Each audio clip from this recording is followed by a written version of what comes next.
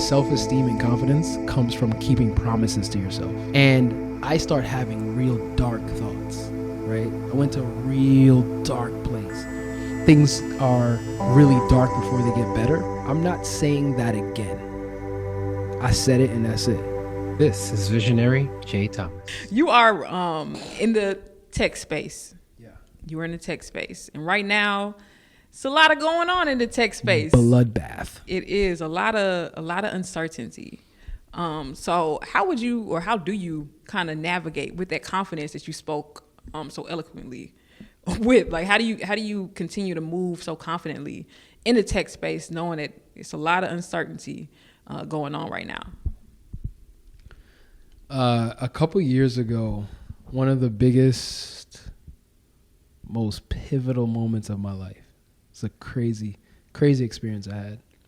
I promise this answers the question. I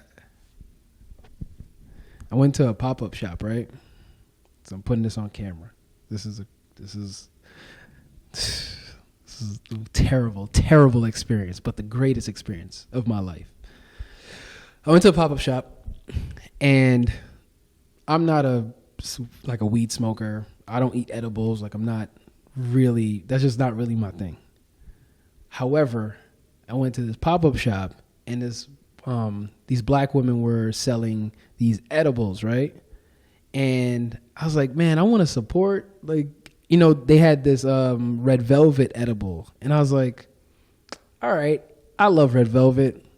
What's the worst that could happen? I'll take it. And fast forward to that night, I took some of I ate maybe like 3/4 of this brownie. It was like this big. Wow. Okay. It was a lot. And to be fair, I wasn't doing it to get high. I was hungry as hell. So I ate the weed brownie, right? Awful decision. I'm playing 2K and I'm like, yo, I don't feel good.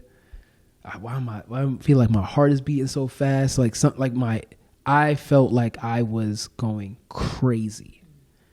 I went outside to try to get some air because I feel like I couldn't get enough air in my body. I'm like, I can't breathe.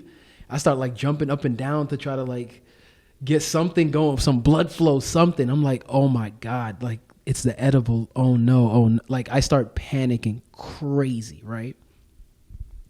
And I start having real dark thoughts, right? I went to a real dark place because I watched this. I had a newspaper, and on the newspaper was a picture of this family.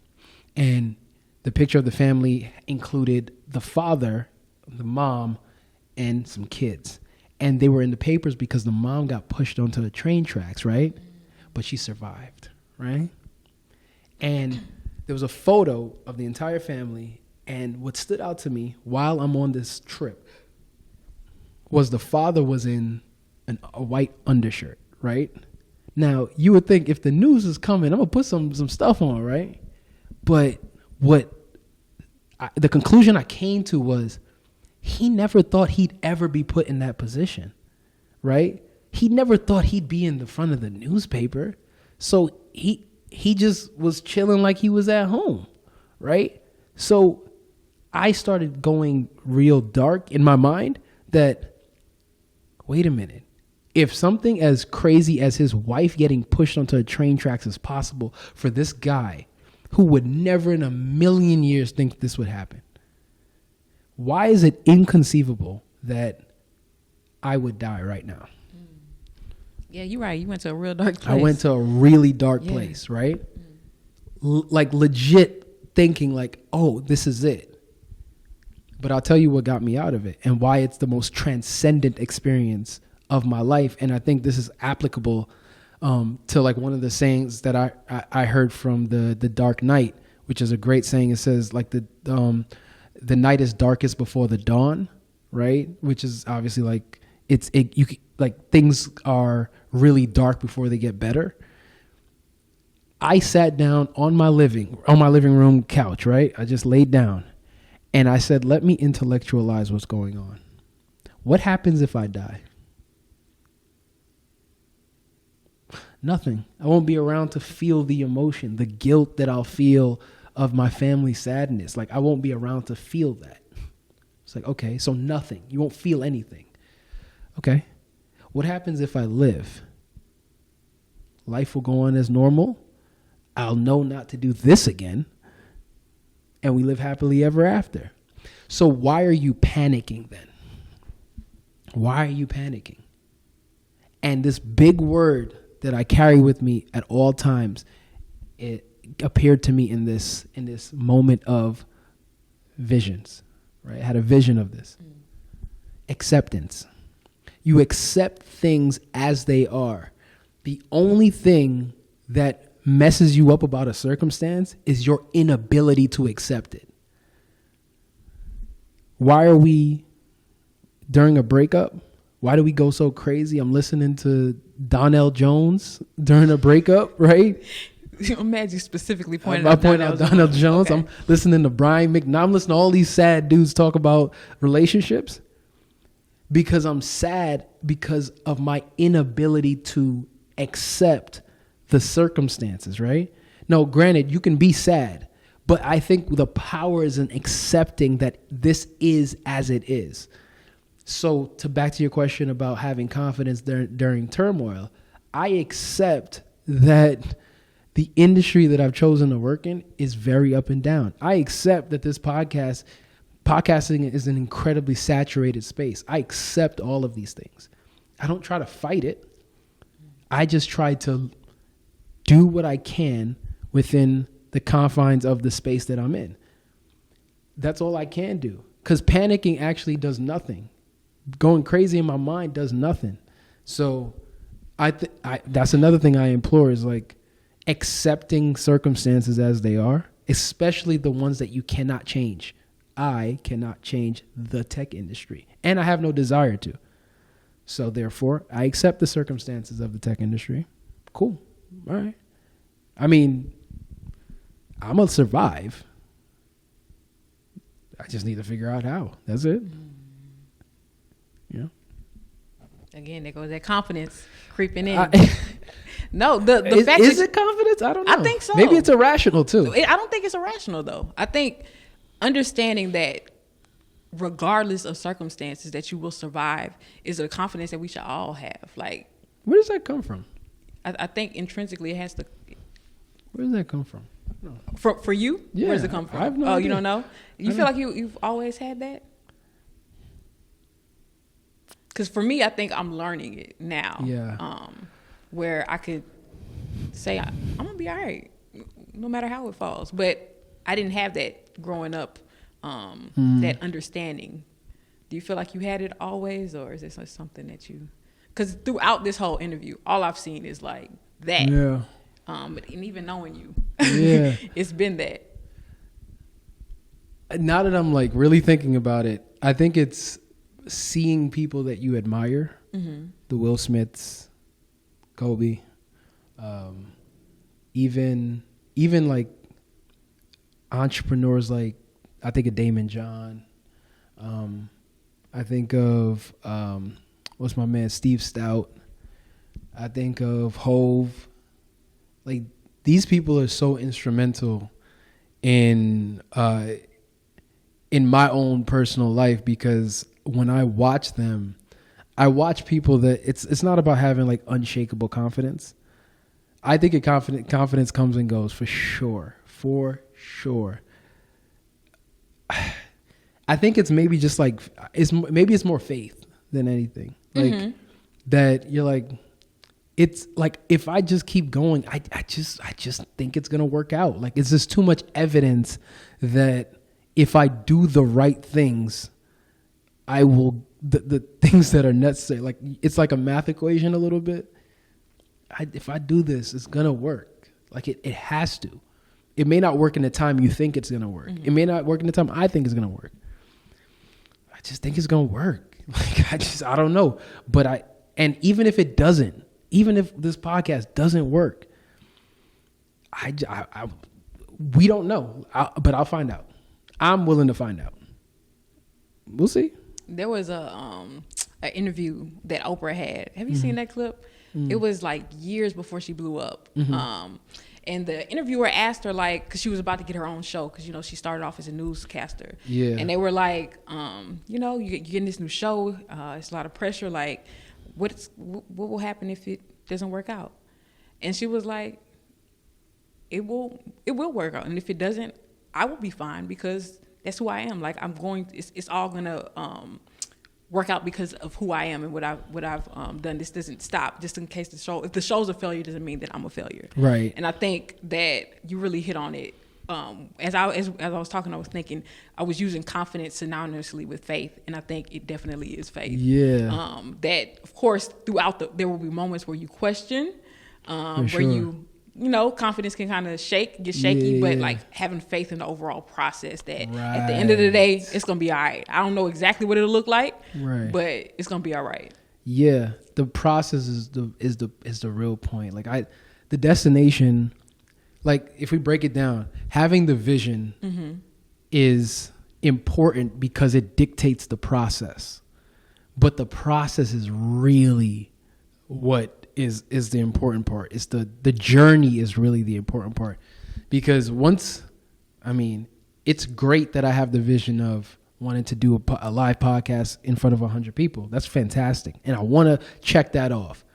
You know what's going to have me crying when it actually happens? When I stand in front of that stage and all of these people are standing up, clapping, and waiting to see the show. What's going to really make me tear up is the process, is what I had to go through to get here. It's not actually just getting here.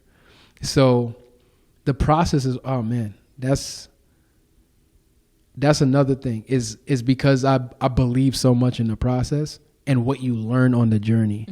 Like that's the confidence comes, a little bit of the confidence comes in with working for, over a decade or whatever, in all these different roles, getting laid off 3 times, bouncing back.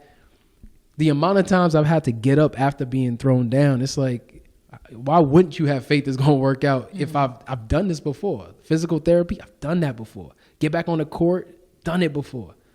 It's just now I'm like, all right, I got to do it again. It's frustrating. Had my moments of like tearing down in the doctor's office before he come and tell me like, you cannot play. Look me in my eyes. He's a doctor for the Milwaukee Bucks, right? He used to be a doctor for the Bucks. And he tells me like, you can't play. He's like, when's playoffs? I was like 6 weeks. He's like, I'll try to get you back for the home stretch, but I can't promise anything. Like come back in 4 weeks and let's see. What did I do? Figure out the process. All right, boom. Found my physical therapist that I need. Boom. Start Googling everything, reading everything I could learn about jumper's knee, right? Every technique I can learn. What can I do every single day to get better at this? I bet I'm gonna commit to it, and that's it. To me, there's not a life worth living if you don't do that. Like you're doing yourself a disservice, I'll say. No, I hope everybody's taking notes because this is amazing. Amazing gems being dropped. I'm just talking. Can I tell you one more thing about confidence? Go ahead. I watched a video about this guy talk about confidence, and I thought it changed the way my perspective is on it. He said self-esteem and confidence comes from keeping promises to yourself. And when he said it, it hit me on like a molecular level when he said that, because it is so true. And if you don't believe me, try this. Tell yourself tomorrow the 5 things you're going to do and the times that you're going to do them. Then actually complete each one of them tomorrow and tell me if you don't feel different. Right? Somebody try to tell you that you ain't shit after you keep promises that you keep to yourself. I ain't messing with him no more. Or I'm going to go to the gym in the morning right before work. And then after that, I'm going to have a salad, whatever it is, right? After you keep those promises, come back and tell me how you feel. It's different. And it's keeping the promises to yourself and doing it for future you, treating future you like that's your friend, man, Future Jelani ain't gonna like that, man. Man, I can't do him like that. Let me go ahead and iron my clothes for the week so he ain't got to think about it when he wake up in the morning. Let me go ahead and do that for him, man. That's my dog. I'm telling you, man. Test it out, y'all. Test it out. You said 5 things, right? Just 5 things. 5 things. Write it down. What do you? I'm literally gonna do this tomorrow. Try it out. I feel like I should not tell you this because then you're gonna check on me. You know what? You gonna check on you. Absolutely. Why don't you do that, Absolutely. right? Why don't future Alesha check past Alesha? Like, Dan, you said you was gonna do it, and you did it. Go ahead, girl. Go ahead. One more time. Go ahead, girl. Go ahead now, girl. Come on now. Oh my gosh, y'all! Don't let him get his country accent on. Coach Yeehaw, chill out. Oh my gosh. They called. If you don't know why. Anyway. If you don't know why that's the funniest thing on earth, go to episode 9. Coach Yeehaw, bruh. Y'all, please do not mind this man. Back into the genius that is Jelani, though he get on my nerves. Oh boy. Genius is a tough one. Of you. I think, of course, you could not be you by yourself. You couldn't have gotten yourself to this point by yourself. For sure. Who were some of the mentors that were helpful for you in your journey? I think I've named you as one of my mentors early on. I have a number of others. But like, who are those folks that have poured into you when you literally needed it and could not see outside of that tunnel? That vision wasn't exactly clear, or maybe it wasn't there at all. Like, who are those mentors for you? First of all, it's an honor and a privilege to be on the list of mentors for you. I'm glad you know that. I just want to make sure. I'm putting in my bid right now. Like, I want to be on the acknowledgments of your book. Like, if I could just get like one line, I don't need much. Boy, you're gonna get a whole chapter, 2 chapters. You're gonna be in the movie. You just point out who you want to play you in the movie. Oh, can I tell you now? Go ahead. Damson Idris. I love Snowfall. I just want him to play me.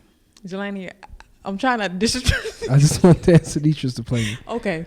I'm gonna give you my answer off camera. Continue. Damson Idris. Okay. Laugh all you want. Listen, I told you. I said what I said. What I said. But I don't care. He could come with the English accent if he want. all right. I don't care. He playing me. People that poured into me. That's a good question. I think number one, I'd be remiss to say if I didn't say my parents at first. My parents are very instrumental into the balance that I have. Logic and emotion. I think that's the kind of the careful balance that you strike. My father early on, well, my mom earliest on, and then my father at like really informative years of like junior high school, where you could really like make that left turn and go pretty sour. We had a lot of conversations. And that's why 2-parent household is just so key. So key. And then like there were like adults along the way. So like there were some teachers like, oh God, I'm blanking on names now. It's so bad. Miss Vaughn, she was my social studies teacher, and she used to talk to me. We used to disagree on stuff a lot, but I remember she told me something so important. I was telling her when I was about to go to college, I was like, Miss Vaughn, I think I want to study sociology when I go to college, right? And she said, why? I was like, I don't know, because I think I'm like interested in the way that people think and talk and society as a whole. And she said, okay, if I gave you a textbook on sociology, would that be enough to quench your thirst of understanding of sociology? And I was like, yeah, I guess so. And she was like, so why would you study that for 4 years when you could just read a book on it? I was like, oh, that's a good point.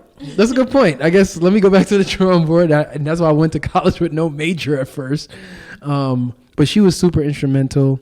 Miss Sanderleaf, that was my English teacher. She was really instrumental in like helping me understand story and how to captivate an audience with your words. Yeah, a bunch of teachers. I'd say like most impactful though, like my friends, like my friends like Cass, Deezy, Mario, Malik. I love how you're saying that name. Yeah, they're my boys. Yeah. Clinton, Matt, Vok. Like, it's just like the people I hung around with were really instrumental, especially like the high school time. And then like as I got older and I really started to understand people like Jay-Z, people like Steve Stout, people like Kobe, people like J. Cole, people like Kendrick. And I'm naming a lot of entertainers because those are the people that were so prevalent in our life. And because they were great examples of people that were vulnerable, like when they messed up, they were honest about it. And those are my early examples of people that were chasing their purpose. Because you got to understand, like, to make it in the industry that they're trying to make it in, this oversaturated space, they had to defy so much odds. That idea is so applicable to anything that you start looking at them like, well, if they can do that in that industry, couldn't I apply the same work ethic in engineering to become a mechanical engineer? Man, and they were literally giving us the soundtrack to building the life that we wanted. So that's why it was so, like, music and entertainers was so instrumental to us, at least for me. And then guys like Kobe and stuff, and Kobe and Bron, they were examples of not only people that were obviously like put the work in and then ended up reaping the results, but they were prime examples of people that knew how to carry themselves in a highly pressurized situation. Like, not only, I'm not talking about like being on the court. I'm talking about going off the court, people talking all of this stuff about you. Oh, you should have passed the ball. Oh, you should have did this. Da, da, da, da. And they were like, yeah, I made that decision and I stand by it. I do that 10 more times over, right? They stood 10 toes deep in what they were trying to do. So those dudes poured into me as examples of how to carry yourself as a young black man in front of everybody. And then a dude that was incredibly instrumental, probably like of all the entertainers and all the people in the public face, he was the most instrumental to me was Will. Because Will showed me with Fresh Prince like what a black man, young black man with charisma could do, right? How you can attract people to you with just your energy. I was like, why? I was like, I used to look at him like, why is he the person that everybody wants to hang out with? It's like, I understand. It's the energy. The way he makes you feel makes you want to be more around him more. So I was like, that's what I need to do with people. So literally my first like moments of like being charismatic and stuff like that, all is like a Fresh Prince bite. Like I'm literally biting everything. Him and Martin, like I'm biting all of their like energy, right? Because that's the thing that you can control, and that's the thing that makes people gravitate towards you. So those are the people that really poured into me. And then like obviously like just other family members, my cousins in different ways, like being like a big bro to my little cousin CJ is really helpful. He's 18, and I brought him on to the basketball team with me, and pouring into him. He doesn't know how much he's given back to me, because bringing him, I get to show him the things that I wish I had a little brother to show. Like in the game, he had this, like, he wasn't scoring, but he had this big steal at the end of the game, and he got so hyped. He's like, yeah, like going crazy, right?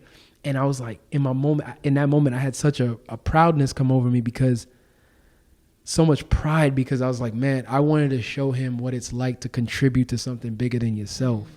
That's what I wanted. Just this little thing caused us to win the game. Like, and I told him that after. I'm like, I'm proud of you, man. So those are the things that like pour into me, even mentoring you and seeing your growth. Like that's inspiring to me. Like you're pouring back into me by taking everything that we've talked about and applying it. You know what I mean? So yeah, it's just life in general, honestly. No, I think we're gonna look back at this interview later in life and be prouder. I think right now I'm just sitting you're already proud of you, of your journey, but then also excited about what's next. But again, I think I'm trying to live more in the now. Yeah. And I'm extremely proud of you right now. Of course, the folks that have poured into you, but also the people you are pouring into. Me being one, but I know there's a number of other folks. But as a Black man, how has it? You semi-answered it, but like how is it to pour into young Black boys? And what is your method with connecting? I think I've said this to you before, and I think this is something that I do when I'm because I work with youth, mostly Black boys. When I'm looking for folks to come around, volunteer, hang out, it can't be the respectability politics, button up, scared straight type guy, and there also can't be just the whole I went to jail. Like it has to be some sort of I'm really about this life. Yeah, I think there needs to be a balance and understanding. So how have you like built those connections, those real relationships with black boys, Black young men? Yeah, I actually was in a mentorship program to mentor this group of dudes. It was great. Shout out to them, man. It was it's probably the most fulfilling work I've ever done. And it's funny, it was me and another guy, right, that was asked to do this program. And it's like 8 of them, eight kids in this program. And this is all while he was in high school, and now some of them in college and stuff like that. And the other dude that I came with ended up not committing and sticking around. So it was literally me and in this program, and she wasn't my girlfriend at the time, but Ty, she was holding down the fort at this nonprofit. She was the program director, and she asked me to do it. And at first, when I walk in, it's like they skeptical, right? And I treat it like how I treat the podcast, where I do a lot more listening than talking. Not this episode, but I do a lot more listening. So I think you can get anywhere with anybody if you understand their motives, what makes them tick, not what they tell you that makes them tick, right? Because somebody could tell you anything, but what they actually want, like the truth. And I could see from talking to these boys, they wanted someone that can understand. They wanted somebody that was old enough to lead, but young enough to relate. And I felt like I kind of hit a sweet spot there. Mm-hmm. And they also wanted to talk to somebody who had a life that they could aspire to some degree, right? And it was a combination of me listening, but they told me after, they were like, I mean, we was listening to you, you was cool. And the way you used to talk the way you respected Ty, who was the program director, who they loved like a mom, right? And they saw me treat her with a certain level of respect and decorum. They were like, yo, like I want to be able to treat a woman like that. And they was pushing for us to be together. But when they saw, I went outside. I was leaving one day. And, you know, my car was the car I had before. I don't have a car right now, but the car I had before, I don't have this car in particular. The car I had was really nice. And when they saw it, they were like, yo, wait, you driving that? Nah, that's great. All dramatics. And I was like, yeah, but I mean, yo, chill. We still in the hood, bro. Like, chill out. Like, you know what I mean? But they saw I wasn't trying to like, I wasn't trying to flaunt it or nothing like that. They saw I was like, yeah, man, it's just we cool enough, right?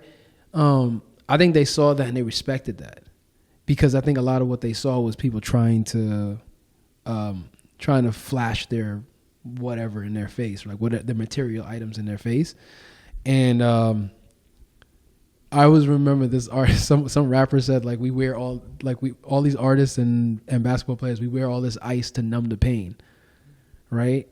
And they saw me come in with a jacket, some hard bottoms, and, you know, a decent little car, but I was listening to them and I was intentionally asking them questions to help them think.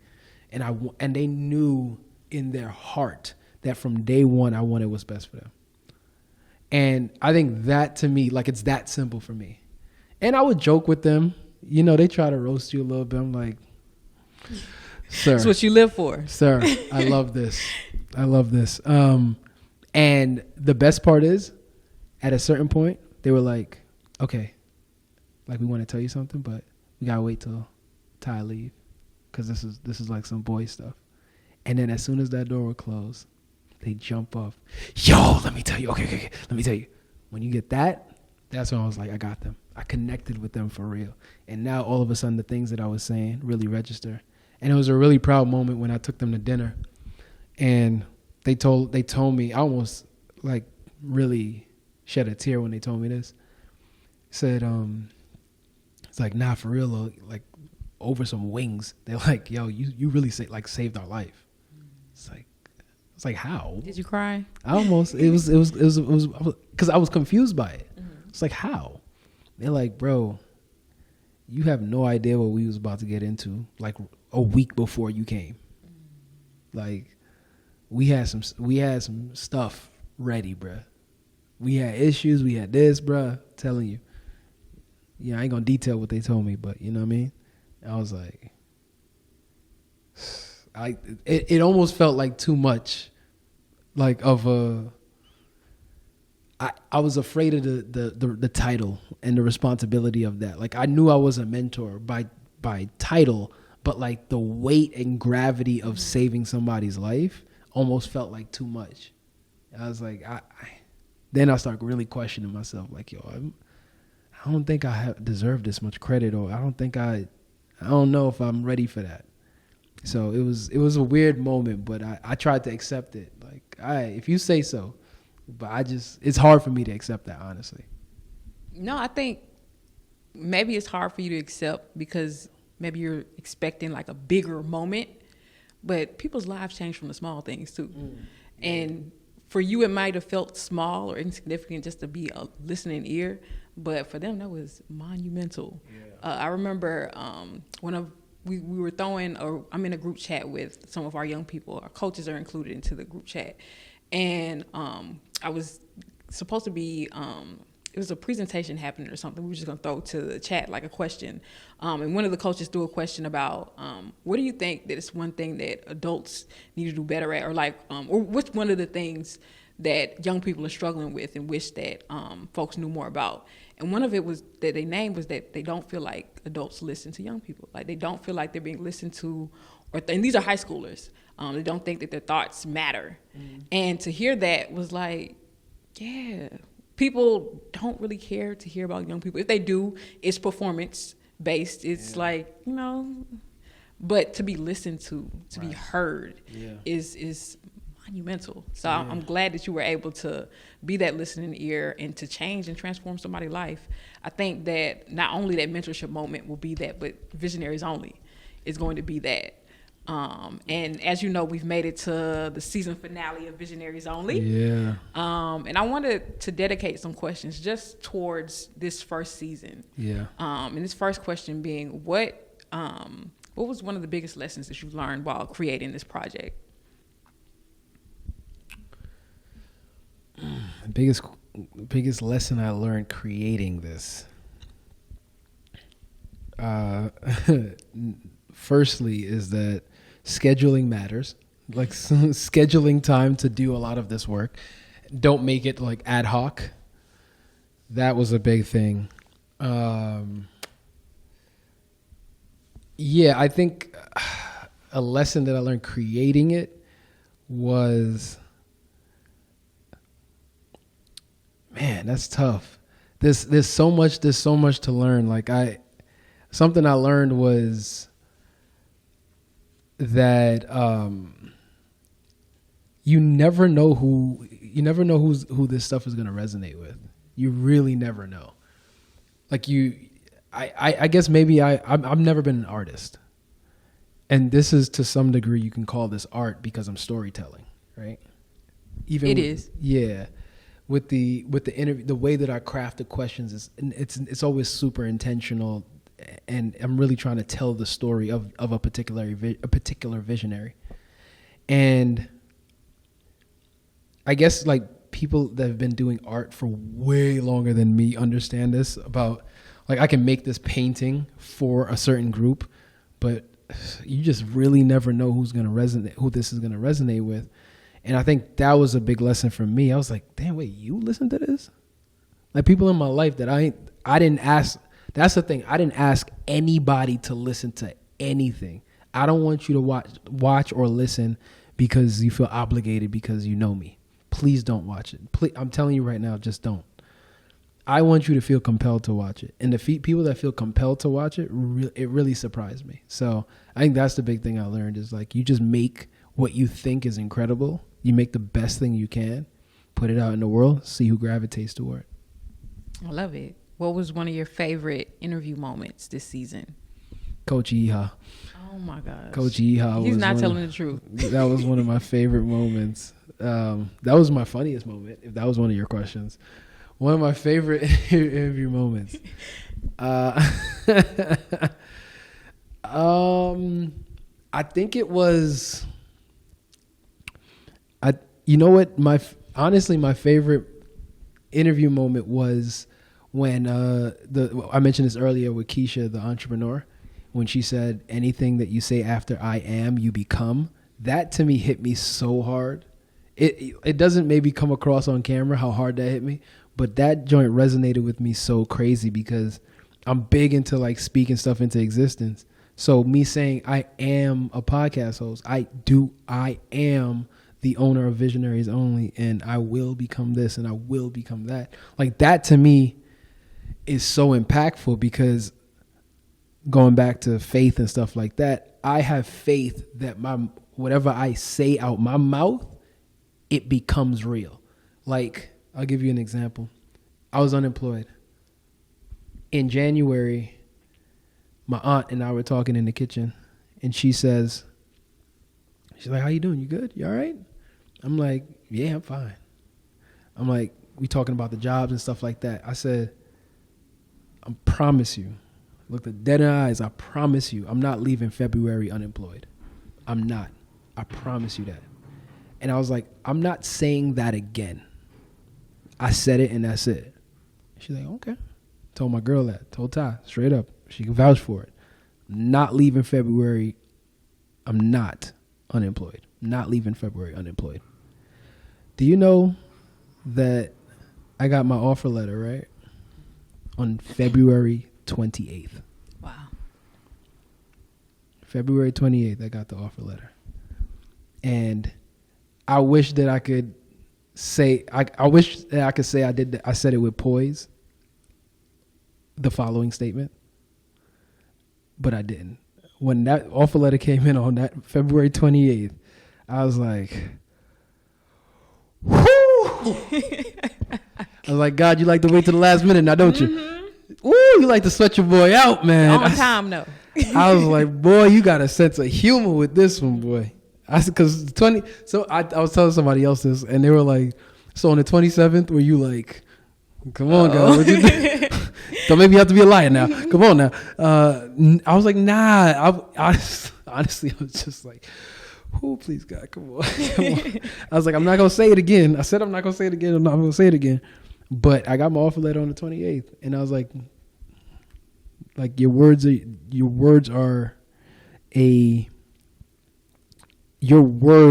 are everything. So when she said, "What you say after I am, you become," I was like, couldn't agree more.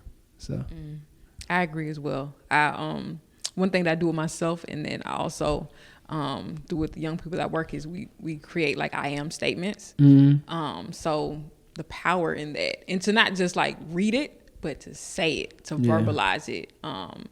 Words have power. Come on now. I hear you on that. Who are some of your dream guests for the show? Who would you like to have on the show? Man, we ain't got time for this, but I take, man. Top three dream guests. Oh, man. Okay. Top 3. The first one is a no-brainer in my mind. It's 50 Cent. I know that's like a weird, like that might throw people off. 50. Okay. But the thing that I love about 50 is, one, there's transparency. 2, he's been through so much in his personal life and then his professional life. And to me, he's made such a seamless transition through so many different walks of life, that I find him captivating. Like, I just find him so. I've read every book he's put out. I've listened to all of his interviews. He had books. Yeah, man. 50th Law, hustle harder, hustle smarter. Like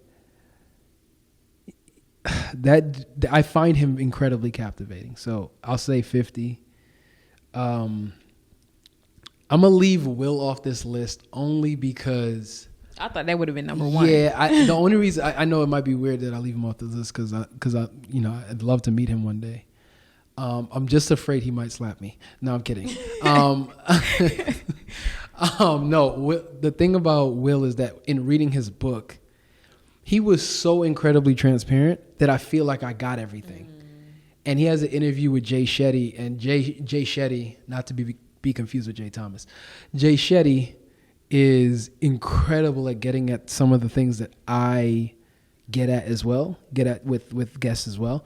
So I feel like I'd be doubling up a lot of it. So I don't want to say Will.